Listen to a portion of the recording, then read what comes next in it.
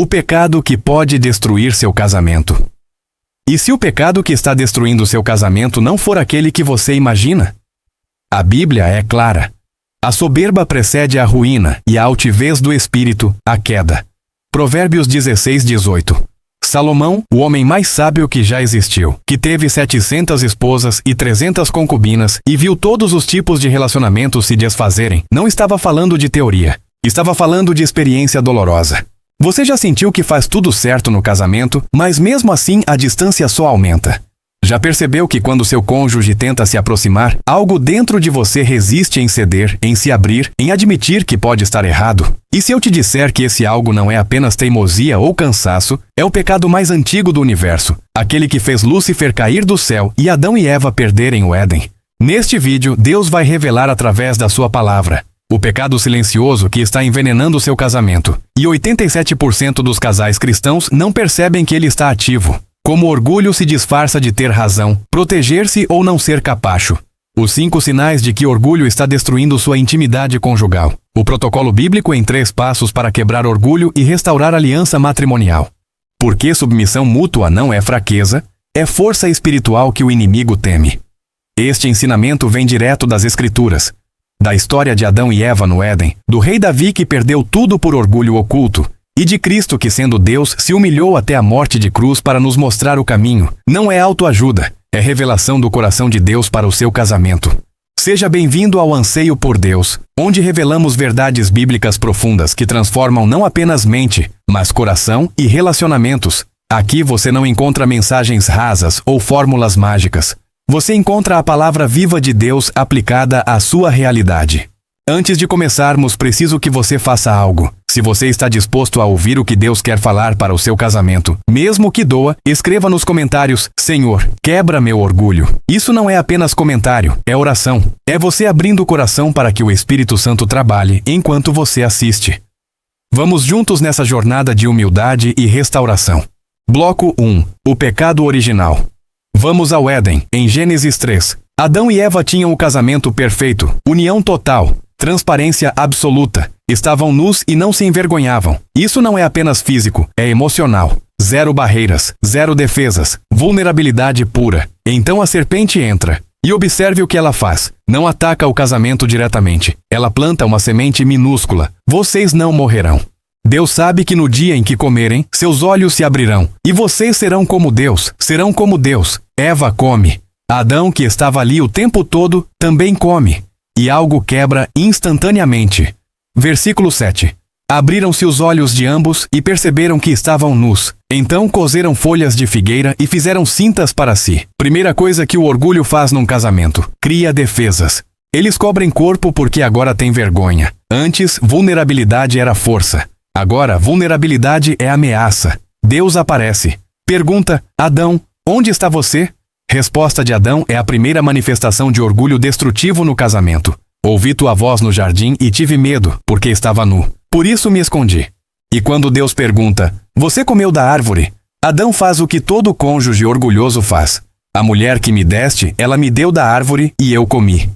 Ele não assume, ele transfere, ele ataca. E observe, ele não ataca apenas Eva, ele ataca Deus também. A mulher que tu me deste. Primeira briga de casamento da história. E a causa não foi maçã. Foi orgulho que não aceita responsabilidade. Que se defende atacando. Que escolhe ter razão ao invés de ter união. 3 versículos depois, Deus expulsa eles do Éden. O casamento perfeito, destruído. E tudo começou com pequena semente de serão como Deus. Orgulho que quer ser igual, superior, independente. O que essa história nos ensina sobre casamento? Orgulho é o pecado raiz que gera todos os outros problemas conjugais. Não é sintoma, é causa. Quando Eva comeu, o pecado dela foi desejo de ser igual a Deus. Autonomia total, independência absoluta. Quando Adão comeu, o pecado dele foi omissão coberta de superioridade. Eu sabia melhor, mas deixei acontecer. Quando Deus confrontou, o pecado de ambos foi recusa em assumir responsabilidade. Ela culpou serpente, ele culpou ela e Deus. Orgulho tem 3 faces no casamento. Primeira face: eu sempre estou certo. Você não consegue admitir erro. Toda conversa vira debate. Toda diferença vira guerra de egos. Seu cônjuge não é parceiro, é adversário a ser vencido. Segunda face: eu não preciso de você. Você cria muralhas emocionais. Não compartilha vulnerabilidades. Não pede ajuda. Porque no fundo, aceitar que precisa do outro parece fraqueza. Terceira face. Eu sou vítima.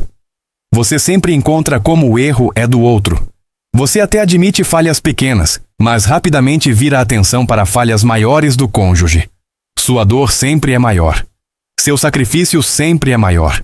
Paulo diz em Efésios 5:21, sujeitando-vos uns aos outros no temor de Cristo. Antes de falar de marido e mulher, ele fala de submissão mútua. Por quê? Porque sem morte do orgulho individual não existe união real. Casamento não é dois independentes dividindo casa. É dois pecadores morrendo diariamente para si mesmos para nascer uma só carne. Na sua vida isso significa o seguinte: próxima vez que você e seu cônjuge tiverem conflito, antes de defender seu ponto, faça uma pergunta a si mesmo. Neste momento, estou buscando união ou vitória? Se resposta honesta for vitória, pare. Você está no Éden. Está prestes a comer o fruto. Está escolhendo orgulho ao invés de aliança. Exemplo prático. Seu cônjuge esquece algo importante que você pediu. Primeira reação: raiva, crítica, ataque. Resposta do orgulho: eu sempre tenho que lembrar tudo. Você nunca faz sua parte. Resposta da humildade: amor, sei que você anda sobrecarregado. Como posso ajudar para que a gente resolva isso juntos? Diferença? No primeiro, você está certo, mas está sozinho. No segundo, você pode até ter razão, mas escolhe união. Jesus, sendo Deus, se esvaziou. Filipenses 2:7. Se o Criador do Universo escolheu humilhação, ao invés de exigir seus direitos, o que nos faz pensar que casamento nosso vai funcionar com cada um defendendo o território? Exercício para hoje. Identifique uma área onde você sabe que tem razão, mas está destruindo paz por insistir nessa razão. Apenas uma, e pergunte ao Espírito Santo: vale mais ter razão ou ter meu cônjuge? Mas eu sei o que você está pensando. Se eu sempre cedo não vou virar capacho? Não vou perder minha identidade? Essa é a mentira do inimigo que mantém milhões de casamentos em guerra silenciosa. E nos próximos minutos você vai descobrir por que submissão mútua não é fraqueza. É a arma espiritual mais poderosa contra a destruição matrimonial. Bloco 2. Os 5 sinais de orgulho no casamento. Orgulho no casamento raramente grita. Ele sussurra. Ele se disfarça de virtude. Por isso você precisa conhecer os sinais. Sinal 1. Você não pede desculpas. Você se justifica. Eu sei que falei alto, mas você me provocou primeiro. Desculpa se você se sentiu assim, mas não foi minha intenção. Toda vez que tem mas depois de pedido de desculpas, não é pedido de desculpas, é defesa mascarada. Orgulho não admite erro completo. Sempre encontra atenuante, sempre transfere parte da culpa. Sinal 2. Você guarda lista mental de erros do cônjuge.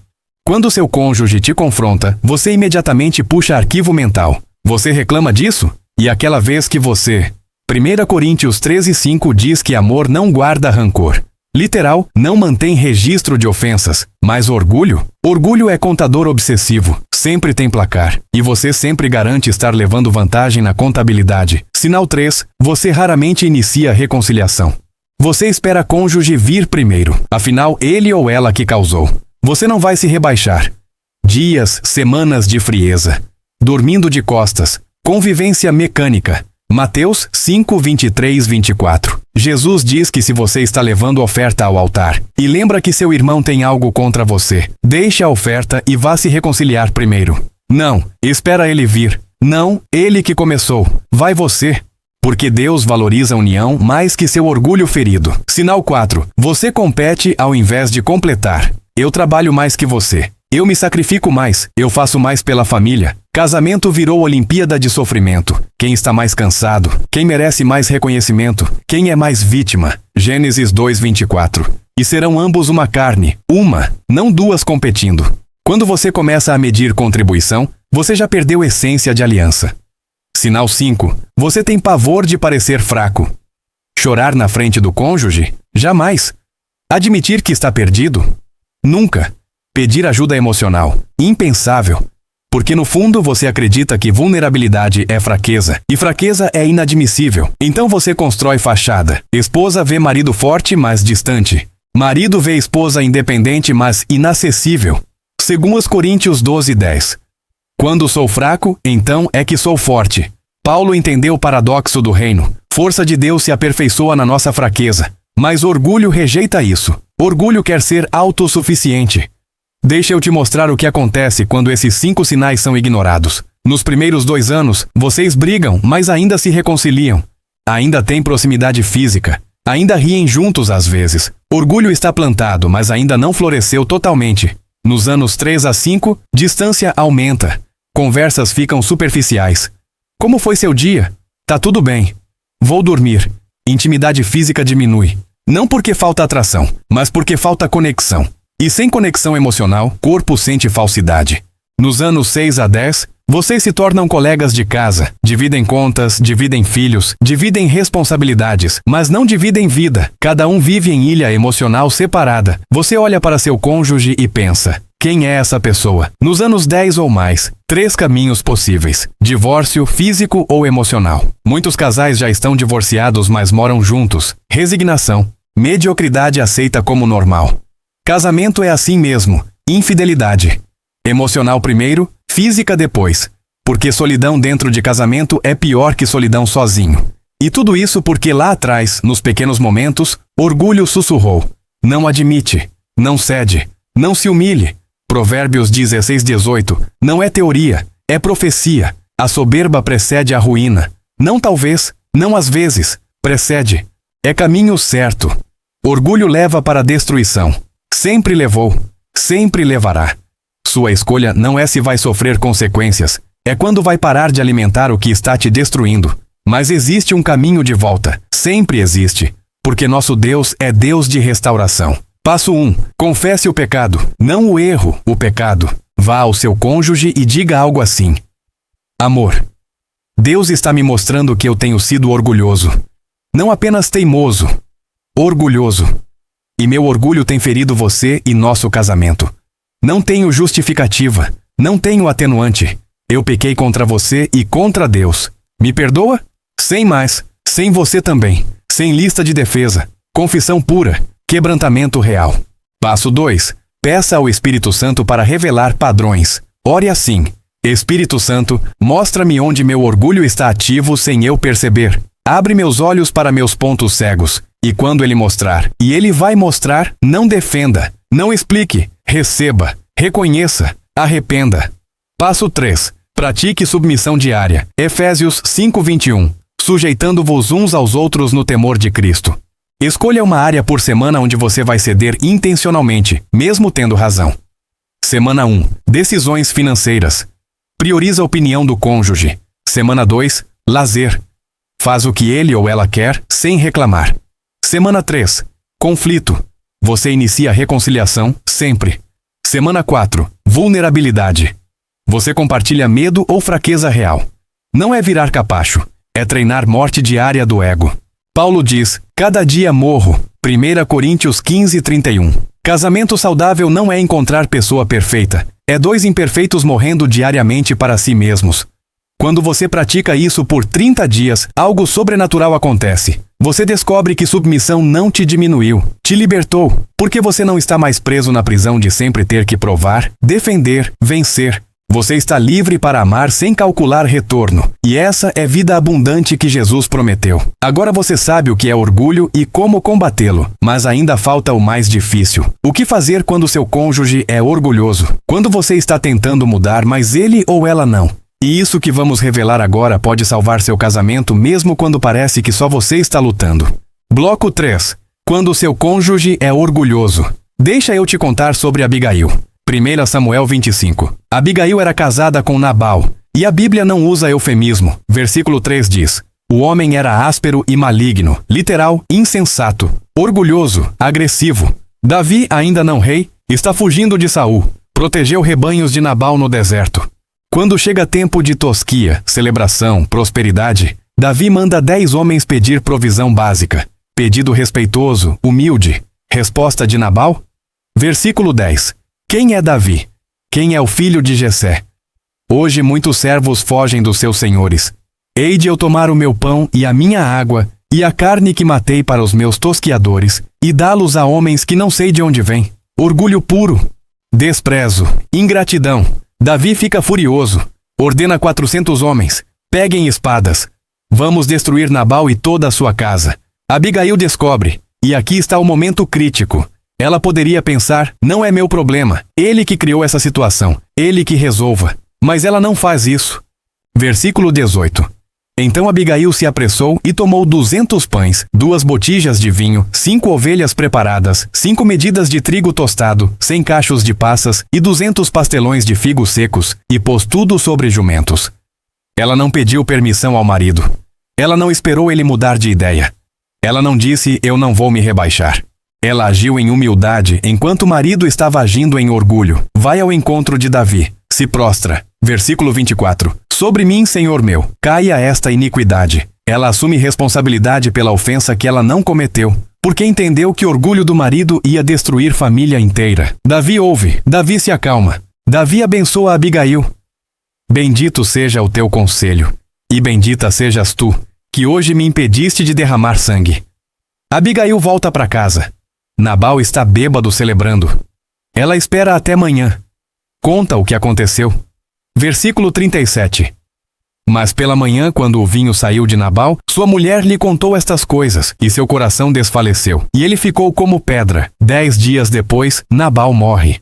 E Davi, impressionado com a sabedoria de Abigail, a pede em casamento. História poderosa. Mas a lição não é, espere cônjuge morrer e Deus mandar outro melhor. A lição é, humildade de um pode neutralizar orgulho do outro quando você deixa Deus agir.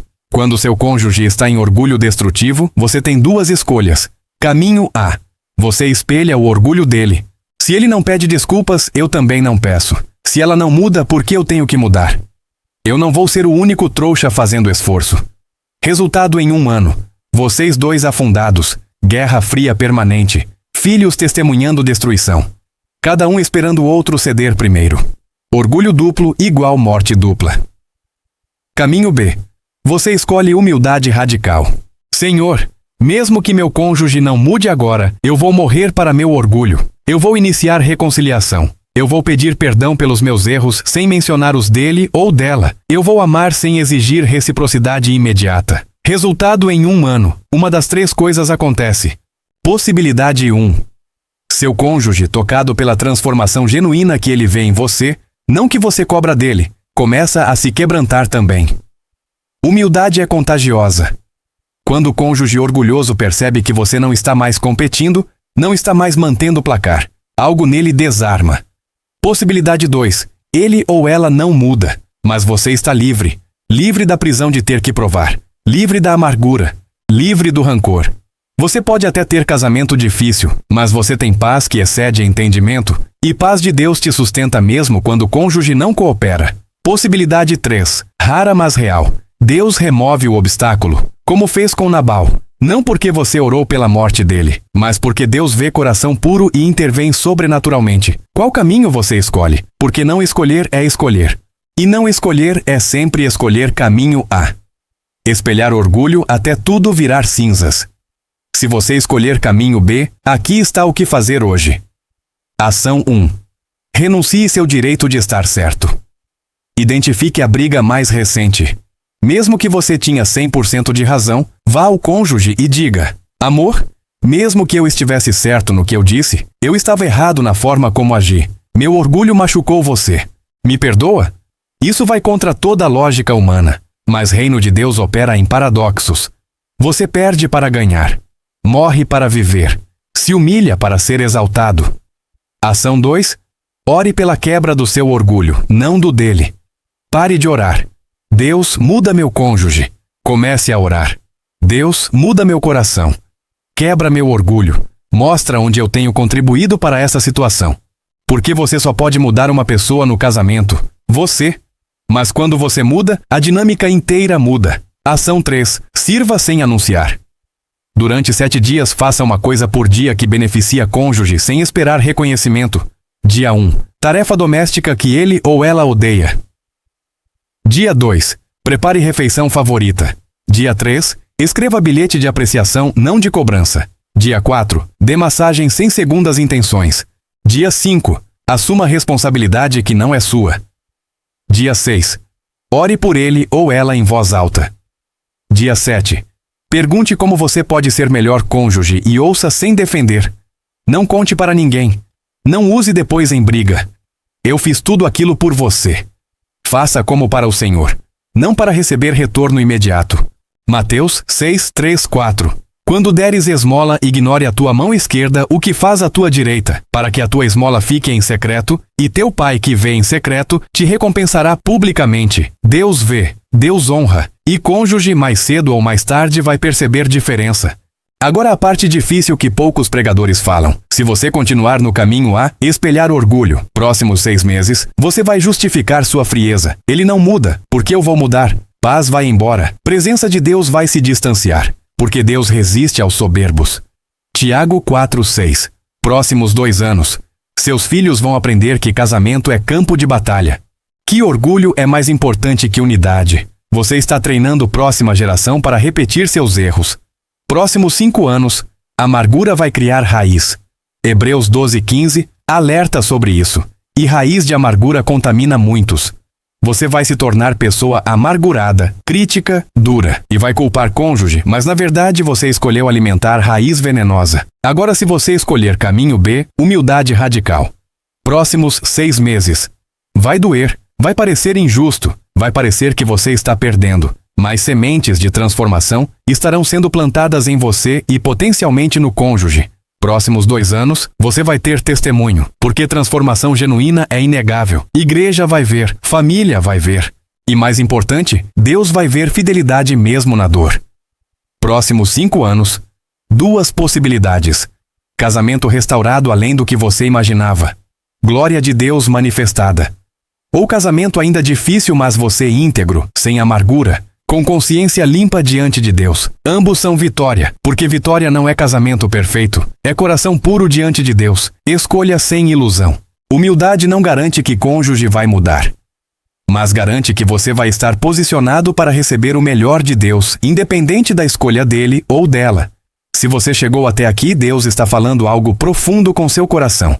Porque apenas 22% dos que começam vídeos sobre casamento chegam a este ponto. Isso significa que você não está assistindo por entretenimento. Você está buscando transformação real. E agora vem a parte que vai selar isso no seu coração. Porque informação sem consagração é apenas conhecimento estéril. Bloco 4. O modelo de Cristo. E se o casamento não for sobre você? Fica comigo. Efésios 5, versículos 25 a 27. Maridos, amai vossa mulher, como também Cristo amou a igreja e a si mesmo se entregou por ela, para a santificar, purificando-a com a lavagem da água, pela palavra, para a apresentar a si mesmo igreja gloriosa, sem mácula, nem ruga, nem coisa semelhante, mas santa e irrepreensível. E versículos 22 a 24. Vós, mulheres, sujeitai-vos a vosso marido, como ao Senhor, porque o marido é a cabeça da mulher, como também Cristo é a cabeça da igreja, sendo ele próprio o Salvador do corpo. De sorte que assim como a igreja está sujeita a Cristo, assim também as mulheres sejam em tudo sujeitas a seu marido. Muitos pegam esses versículos e criam guerra de poder. Maridos usam submissão como arma. Esposas usam amar como Cristo como cobrança. Mas e se Paulo está revelando algo muito maior? E se casamento for teatro onde Deus encena evangelho para o mundo ver? Paulo não está dando dicas de relacionamento, ele está revelando mistério. Versículo 32. Grande é este mistério. Vejam esta estrutura: Cristo para a igreja. Cristo se entregou, sacrifício total. Cristo purifica, não condena. Cristo apresenta a gloriosa, não focando no que ela é, mas no que ela se tornará. Marido para a esposa. Marido deve amar assim, sacrifício sem cobrança. Marido deve purificar, liderar espiritualmente sem dominar. Marido deve apresentar, ver potencial dela mesmo quando ela não vê. Igreja para Cristo, igreja se sujeita, confia na liderança dele. Igreja responde ao amor, não obedece por medo, mas por gratidão. Igreja reflete glória dele, não apaga ela própria, mas brilha através dele. Esposa para marido. Esposa se sujeita, confia quando o marido lidera com amor sacrificial. Esposa responde, não por fraqueza, mas por força de reconhecer propósito. Esposa reflete, não desaparece, mas amplifica a união. Vê o que está acontecendo? Casamento não é contrato social, é sacramento, é meio físico pelo qual o mundo deveria ver evangelho invisível. Quando o marido ama como Cristo, morre para si mesmo. Esposa vê Jesus. Quando esposa se submete como igreja, confia em amor sacrificial, marido vê fé.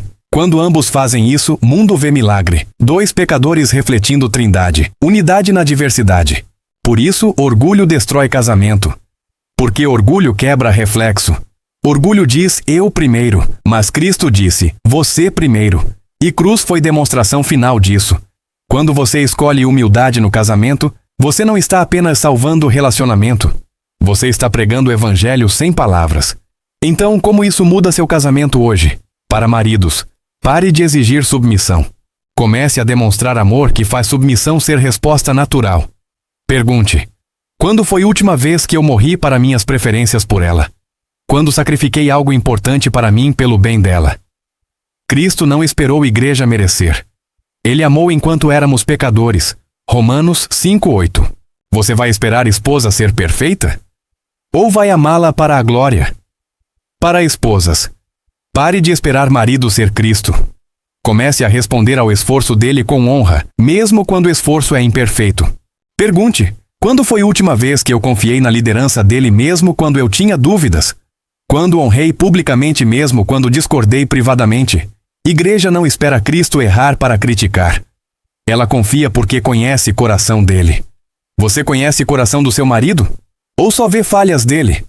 Para ambos, casamento não é sobre felicidade individual, é sobre santificação mútua. Deus usa cônjuge para lixar suas arestas, para expor orgulho escondido, para quebrar autossuficiência, para ensinar amor incondicional. Cada irritação que cônjuge causa, oportunidade de morte do ego. Cada conflito não resolvido, convite para a humildade. Cada ferida não curada, campo de treinamento para perdão. Você pode rejeitar esse processo e buscar felicidade em novo relacionamento, mas levará mesmo o ego quebrado para próximo casamento. E ciclo se repete. Ou você pode abraçar a cruz diária que casamento é, e descobrir que do outro lado da morte do ego tem ressurreição. Tem intimidade que você nunca experimentou. Tem reflexo de Cristo que transforma não só vocês, mas gerações. Filipenses 2, 5, 8. De sorte que haja em vós o mesmo sentimento que houve também em Cristo Jesus, que sendo em forma de Deus, não teve por usurpação ser igual a Deus, mas aniquilou-se a si mesmo, tomando a forma de servo. Humilhou-se a si mesmo, sendo obediente até a morte e morte de cruz. Jesus, sendo Deus, escolheu aniquilação. Você, sendo pecador, vai escolher exaltação? Morte do orgulho é dolorosa, mas é portal para a vida abundante. Você começou este vídeo talvez com medo. Medo de perder casamento, medo de estar tarde demais. Mas agora você sabe a verdade. Nunca é tarde quando há quebrantamento. Nunca é impossível quando Deus está no centro. E agora vou te dar algo para levar daqui. Algo que vai selar essa palavra no seu coração. Você descobriu hoje que, primeiro, o pecado que destrói casamentos não é raiva, não é traição, não é distância emocional. É orgulho silencioso que precedeu todos esses outros pecados. Foi orgulho que destruiu Éden. Foi orgulho que quase destruiu casa de Abigail. É orgulho que está destruindo milhares de casamentos cristãos neste momento. Segundo, orgulho tem 3 faces no casamento. Eu sempre estou certo. Eu não preciso de você. Eu sou vítima. E cada uma dessas faces constrói muralha que intimidade não consegue penetrar. Terceiro, quando seu cônjuge é orgulhoso, você tem escolha. Espelhar orgulho dele e afundar juntos. Ou escolher humildade radical e deixar Deus agir. Abigail nos ensinou que humildade de um pode neutralizar orgulho do outro. Quarto, casamento não é sobre sua felicidade individual. É teatro onde Deus mostra evangelho ao mundo. Cristo se humilhou até morte de cruz. Sua humildade no casamento é a pregação viva dessa verdade. Esses não são apenas conceitos, são chaves que Deus está te entregando para destravar porta que parecia trancada. Se você esquecer tudo o que foi dito, lembre-se disso. O pecado que destrói casamentos não é raiva, traição ou distância. É o orgulho silencioso que impede você de se submeter ao amor de Deus e ao cônjuge. Porque no fim, Deus não está pedindo que você mude cônjuge. Está pedindo que você deixe ele mudar você. E quando você muda, ou o casamento muda com você, ou você tem paz de Deus que excede entendimento mesmo na dificuldade, ambos são vitória, porque vitória é integridade diante de Deus, não casamento perfeito. Adão e Eva tiveram casamento perfeito e perderam por orgulho. Nabal era rico e respeitado e morreu por orgulho. Cristo, sendo Deus, escolheu humilhação e ressuscitou em glória. A história se repete constantemente. Orgulho leva à morte, humildade leva à vida. Seu casamento não é exceção a essa regra. É mais uma confirmação dela. A maioria vai assistir esse vídeo e não fazer nada. Vai sentir convicção momentânea, mas voltar para padrões antigos. Vai esperar cônjuge mudar primeiro. Vai continuar defendendo o território ao invés de construir aliança. Mas você não é a maioria. Porque se fosse, não teria chegado até aqui. Você foi escolhido por Deus para carregar testemunho de casamento restaurado pela cruz. Não pela terapia. Não pela autoajuda. Pela cruz onde orgulho morre e amor ressuscita. E isso que o mundo precisa ver. Não casais perfeitos. Casais que morreram para si mesmos e agora vivem reflexo de Cristo. Efésios 5:32. Grande é este mistério. E Deus quer usar seu casamento para revelar esse mistério para sua família, sua igreja, seus filhos, seus netos. Orgulho diz, impossível. Fé diz, para Deus nada é impossível. Agora eu preciso saber de você. Se Deus tocou seu coração e você reconhece que orgulho tem sido problema no seu casamento, escreva nos comentários, Senhor, quebra meu orgulho. Não é superstição. É você tornando privado em público. É você permitindo que o corpo de Cristo testemunhe sua decisão e ore com você. Se você já passou por isso, se já teve casamento em crise por orgulho, mas Deus restaurou, conte sua história nos comentários. Não precisa dar detalhes íntimos. Só compartilhe como humildade mudou tudo. Porque seu testemunho pode ser exatamente o que alguém aqui precisa ouvir para ter esperança. Se você tem amigo, familiar, irmão em Cristo com casamento em crise, compartilhe este vídeo com ele. Não como crítica, não como indireta, mas como presente espiritual. Como ferramenta que Deus pode usar para iniciar quebrantamento. E se este vídeo foi uma palavra profética direta de Deus para você, escreva, eu escolho humildade. Marque esse momento, porque daqui a 6 meses, quando você voltar aqui e ver esse comentário, você vai testemunhar como Deus honrou sua escolha. Provérbios 16:18. A soberba precede a ruína e a altivez do espírito, a queda. Mas tem outro versículo que completa. Tiago 4:10. Humilhai-vos perante o Senhor e ele vos exaltará. Orgulho leva à queda. Humildade leva à exaltação.